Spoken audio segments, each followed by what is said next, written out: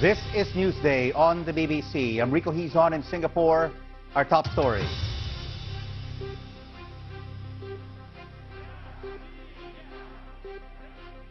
Vladimir Putin wins another 6 years as president of Russia.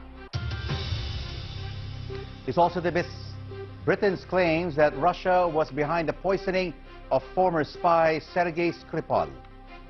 I'm Kasia Madeira in London. Also in this programme, Aung San Suu Kyi talks to Australia's government about Myanmar, Rakhine State, at the end of a regional summit. And it's a medical breakthrough, say scientists, after a medical trial into the treatment of multiple sclerosis. Live from our studios in Singapore and London. This is BBC World News. It's Newsday. Thanks for joining us. It's 9 in the morning here in Singapore, 1 a.m. in London, and 4 in the morning in Moscow, where Russia's President Vladimir Putin has secured a fourth term in office. Another 6 years in power will make him Russia's longest-serving leader since Stalin. Counting is still underway, but with nearly all of the votes counted, he's already won more than 3/4 of the vote. Lucy Hawkins is in Moscow. Huge crowd showing up to the other side of Red Square to celebrate Vladimir Putin when he appeared, winning indeed his fourth term in office. There were 8 candidates standing in this election. You wouldn't have known it, though. He was the only man to watch. It was more about questions of voter turnout that we were interested in looking at. And this was not really a democratic process that we saw here in Russia, more a piece of carefully choreographed political theatre. Let's take you through some of the figures from the night, particularly what we can see right here now, which is Vladimir Putin. With the results counted, we're almost at 90% now. It may be the middle of the night, but they're counting quickly, and he has won 76.3% of that vote.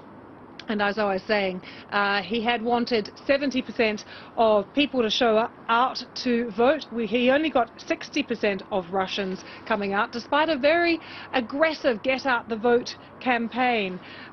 So he didn't seem too worried, though. He had wanted that figure to give the result legitimacy. But when he appeared in front of the crowds just a few hours ago, he spoke of solidarity, about how this was a team effort, and about some of the challenges ahead. I am a member of your team, and everyone who voted today is our one big team. In this, I can see the recognition of what has been done over the last few years. I can see trust and hope of our people that we will continue working in the same way with same great results. Thank you for this wonderful multi-million member team. Success is waiting for us. The scale of this election is massive. 11 different time zones, 97,000 polling stations, and we have been getting reports of quite a few voter irregularities coming in from different towns and cities across Russia. Let's have a look at the day's events with the BBC's Steve Rosenberg.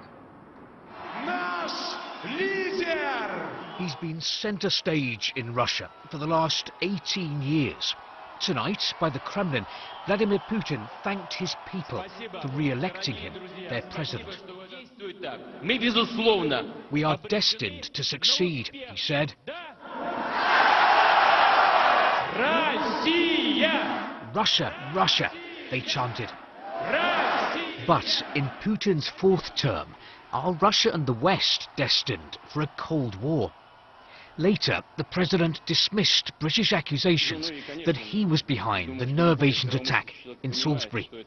It is rubbish, drivel, nonsense to think that Russia would do something like that ahead of a presidential election and the World Cup. President's pitch to voters had been, stick with me and Russia will be strong. And many Russians believe that. He's a genius, he says. Putin wants Russia to prosper and for Russians to live in happiness. It's thanks to Putin, she says, that Russia still exists. But critics of the Kremlin say the election was fixed, that only those candidates who stood no chance of unseating Vladimir Putin were allowed to run. The problem with Russia is that there is no such thing as Russian politics. Politics has been eliminated in Russia altogether. There's only one political institution in Russia, and this is the physical body of Vladimir Putin. Which is why Vladimir Putin was always going to win this vote. This election wasn't about choosing a new president. It was about reappointing the old one. And although many Russians do support Vladimir Putin, crucially, it is the political system he has built in Russia that guaranteed him a landslide win. These images are embarrassing, though. Caught on CCTV, a woman stuffs a ballot box near Moscow. Suddenly, there are two of them at it. And during a vote count in Siberia, balloons are moved to cover the camera. Election officials say they will investigate, but the results won't change. Neither will the name of Russia's president. Steve Rosenberg, BBC News, Moscow. I did speak to an election observer tonight who mentioned some of those irregularities, but like Steve, he said nothing will actually change here. The results certainly won't change. But I also spoke to a young supporter of President Putin.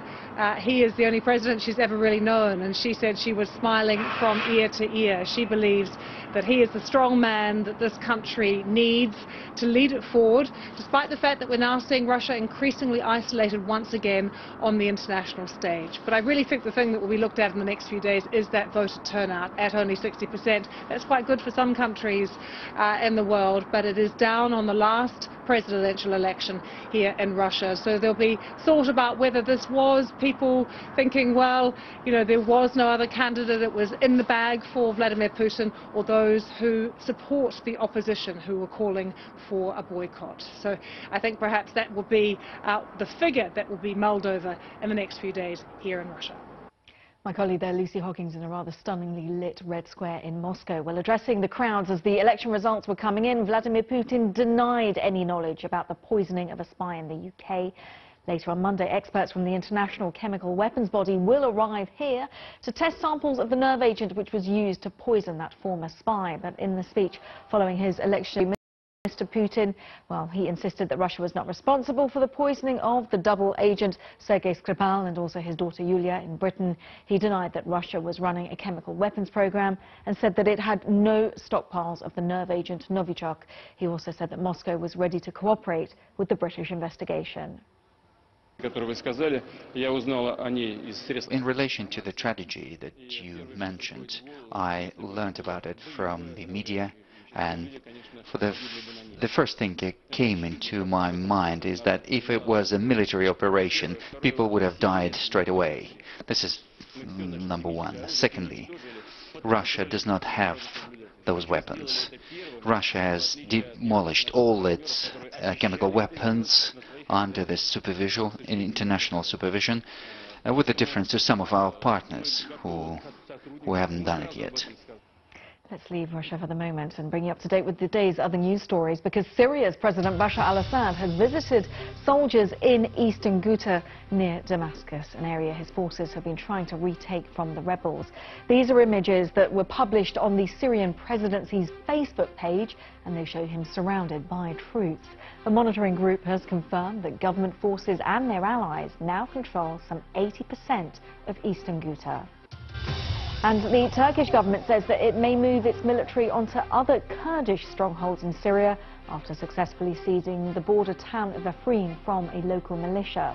Turkish soldiers and their Syrian allies say that they met little resistance from the Kurdish forces when they moved in on Sunday.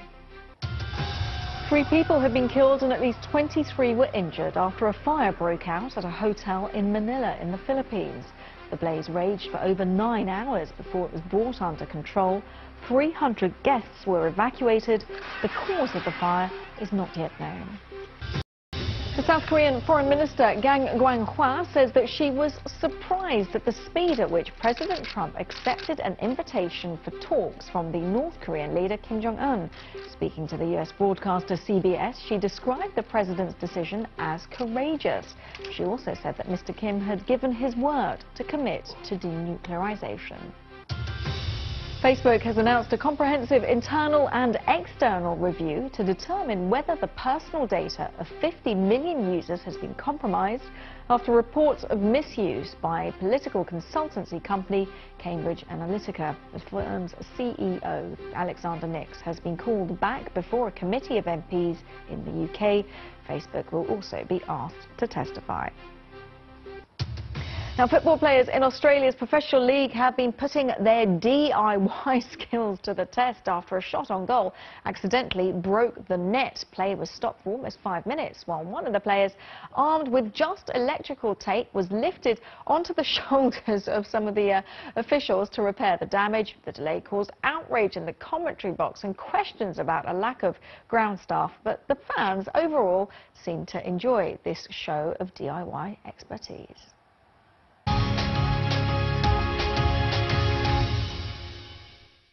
Talks are currently underway between the Australian government and the visiting Myanmar State Councillor Aung San Suu Kyi amid calls for her to be prosecuted for crimes against humanity following the persecution of the Rohingya people in the Rakhine State.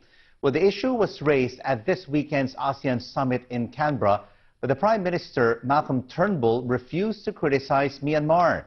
Our city correspondent Howell Griffith explained why Mr. Turnbull chose not to criticize the Southeast Asian country during the summit.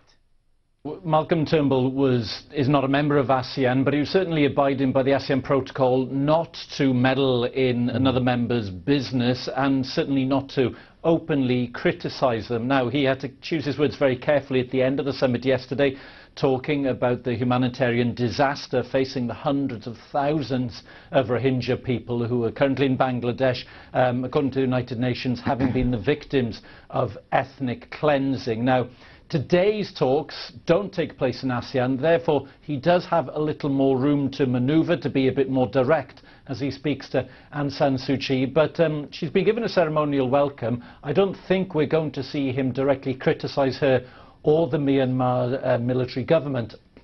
However, he's on her. I'm sure that the world is waiting to see action from Myanmar and responsibility, because so far it's refused to accept that the state has been part of the persecution of these hundreds of thousands of people. And Howell, a group of Australian lawyers have sought to prosecute Aung San Suu Kyi. Yes, this was an attempt by a group of lawyers when she arrived in Australia to put her through the court system while she was on Australian soil. Now, the attempt was turned down by the Australian Attorney General. It's not surprising, maybe, that a foreign dignitary, whilst visiting the country, would be immune from any such attempt. But it does show you the strength of feeling here in Australia. We've seen demonstrations over the weekend during the ASEAN summit calling on Aung San Suu Kyi to be prosecuted or to be made accountable for her part in the suffering of the Rohingyas. We don't know yet whether she'll speak publicly today at the end of these bilateral talks. We do know, however, that she's due to give a speech here in Sydney tomorrow. So at some stage, she will have to publicly give her view and give her reasoning as to what's happened and what the Myanmar government's role has been in the suffering of the Rohingyas. Hal Griffith, there's talks in Sydney. We're going to stay in Australia because more than 70 homes and buildings have been destroyed in wildfires in the Australian state of New South Wales. Firefighters say that the blazes are now under control, but that it will take several days for all of them to be extinguished. This is all that is left of some of the homes in the small coastal town of Tathra, where 200 people were forced to sleep in an evacuation centre overnight, and many simply fled to the beach to avoid the flames. Those who had to evacuate their homes have been told that it is not yet safe for them to return to check on them. So far, there have been no reports of major injuries from the fires. You're watching Newsday on the BBC, live from Singapore and London. Still to come on the program.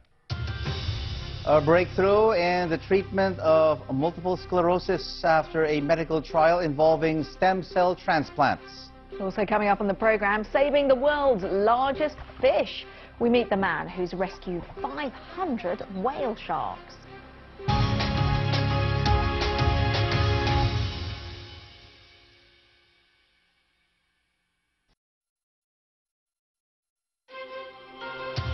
Glad you're staying with us. This is Newsday on the BBC. I'm Rico Hizon in Singapore. And I'm Kasia Madeira in London. Our top stories: Vladimir Putin wins a landslide victory in the Russian presidential election, securing another 6 years in office. He has also dismissed suggestions from Britain that Russia was behind the poisoning of the former spy Sergei Skripal and his daughter. A London art and textile tutor has been named the world's best teacher in an annual competition. From Alperton Community School, Andrea Zafirako received her $1 million Global Teacher Prize at a ceremony in Dubai. This story is popular on BBC.com. Let's now take a look at some of the front pages from around the world, and we start off with the Philippine Daily Inquirer and this dramatic picture of a fire at a Pavilion Hotel and Casino in the city of Manila. As we reported earlier, 3 people lost their lives in the blaze.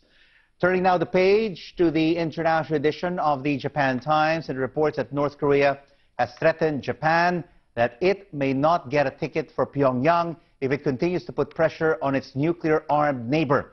Well, the paper quotes the North Korean state-run news agency saying that Tokyo should stop useless struggling before it is too late. And finally, on the front page of the Gulf News publication, and the story we've just heard about in our headlines. The British teacher winning the Global Teacher Prize. The award was presented to her by the ruler of Dubai, Sheikh Mohammed, who is the patron of the event. Oh, congratulations to her. Now let's turn to Washington, where Donald Trump's White House lawyer says that the president is not considering firing the special prosecutor, Robert Mueller. Earlier in the day, Mr. Trump criticized Mueller's probe into Russian meddling in the 2016 presidential election, calling it a witch hunt. This prompted media speculation and unease among senior Republicans. Scientists say that they have achieved a breakthrough in the treatment of multiple sclerosis after the results of an international trial involving stem cell transplants. The study showed an improvement in symptoms and the progress of the neurological condition halted. Our medical correspondent Fergus Walsh explains. So nice to finally get out. It feels like my diagnosis was just a bad dream. Before her transplant, Louise Willits from Rotherham had severe relapses, attacks of multiple sclerosis. At one point, she was in a wheelchair. It also affected her mind. She struggled to read and follow conversations. Now, she's completely well and has a newborn daughter too. It does feel like a miracle. Almost have to pinch myself and think, is this real? Is it really gone? Is it ever going to come back? I don't live in fear anymore, so I actually live every day the way that I want to live it, rather than around my MS. MS is caused by a faulty immune system attacking the brain and spinal cord. Symptoms include balance and muscle problems, fatigue and loss of vision. The BBC's Panorama followed Louise's treatment, originally developed for cancer patients. A high dose of chemotherapy was given to knock out her immune system. Then these healthy stem cells, taken from Louise's blood and bone marrow, were infused. Unaffected by MS, the stem cells rebuilt her immune system. Now, more than 2 years on, she's back at Sheffield's Royal Hallamshire Hospital for a checkup. The MRI shows there is no active disease in her brain. But I'm really delighted that the scan shows really stability. So this is really good news. Yes, it is. I'm delighted too. The results of this trial are quite simply stunning. It should mean that many more MS patients are offered a stem cell transplant with the hope of stopping their disease in its tracks. It can fundamentally alter the course of patients with MS who have got resistant and disabling disease. The stem cell transplant involves a one-off cost of £30,000, no more expensive than the yearly fee for some drugs. It's not suitable for all MS patients, but the life-changing results with Louise and others are plain to see. Fergus Walsh, BBC News. Whale sharks are the world's largest fish. They are endangered and used to be severely hunted off the coast of West India. The practice is now banned, and fishermen are even encouraged to rescue and release whale sharks that get tangled up in their nets. The BBC went to meet one man who has rescued more than 500 whale sharks.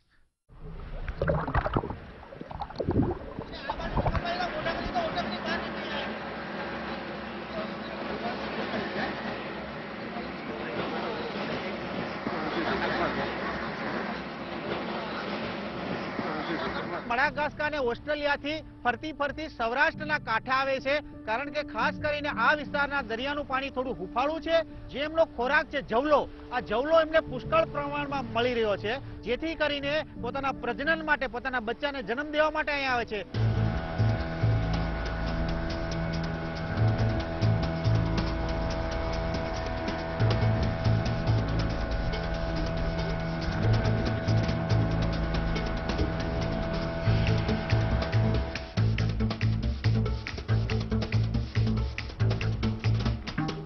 જે માણસ એક માછલી મારી અને 1.5 થી 2 લાખ રૂપિયા કમાતો હોય અને એને જો મારવાનું બંધ કરવાનું કહેશું તો મારી હાલત ખરેખર કફોડી થશે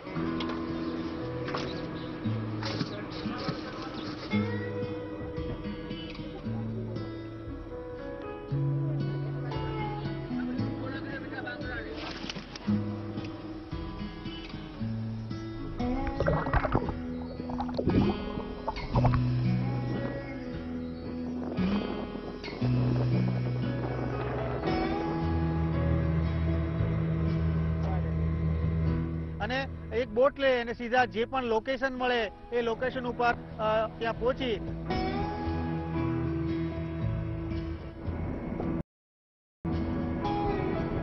અને ત્યારબાદ એક આટલી લાંબી છે મેલ છે ફિમેલ છે આ બધી એનું ડોક્યુમેન્ટેશન કરી જીપીએસ લોકેશન લઈ ત્યારબાદ એની નેટ કાપી અને માછલીને રિલીઝ કરી દે છે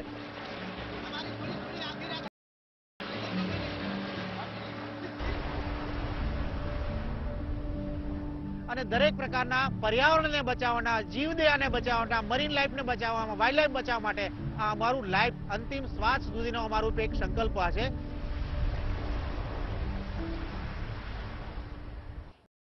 What a great story. Now, the Paralympic Winter Games have come to an end in Pyeongchang with a dramatic closing ceremony. Well, Kate Gray was there for us and she looks back at some of the most memorable moments. It's been named the greatest Winter Paralympics to date, with more nations competing than ever before and a record number of tickets sold. With a number of standout moments, Henrietta Fakasova from Slovakia winning 4 gold medals and a silver in the alpine skiing, truly dominating the visually impaired category. And there were emotional moments at the snowboarding as Bibian Mentel-Spey won 2 golds just 2 months after having surgery on her neck to remove the cancer that she was diagnosed with last year. She never imagined she'd be competing at these Paralympic Games, let alone being named Paralympic champion twice over. And it's been a Games full of firsts for many nations, including the host South Korea, who won their first ever gold medal at Winter Games here in Pyeongchang, courtesy of Lee Hun-jin, the cross-country skier. So great scenes for the hosts. And for the next host, China, they had a brilliant Games with the curling team winning gold against Norway, China's first ever Winter Paralympic gold, and that young and exciting wheelchair curling team will be the ones to watch in 4 years' time. Kate Gray there reporting from Pyeongchang in South Korea. We're watching Newsday on the BBC. I'm Rico Hizon in Singapore. Stay with us.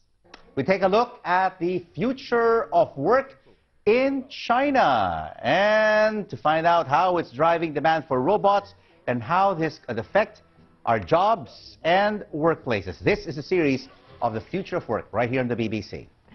Rico, to take our minds off the robots taking over our jobs, let's have a look at some lovely, spectacular Fireworks, of course, the closing ceremony of the Paralympic Winter Games in Pyeongchang. We heard from Kate telling us a little bit about what happened. Well, the event was also able to pay tribute to the late British scientist Stephen Hawking. He, of course, died last week, and he is seen as an inspiration to many Paralympians, having used a wheelchair for decades. So lots of tributes being paid to Stephen Hawking at the closing ceremony of the Paralympic Games.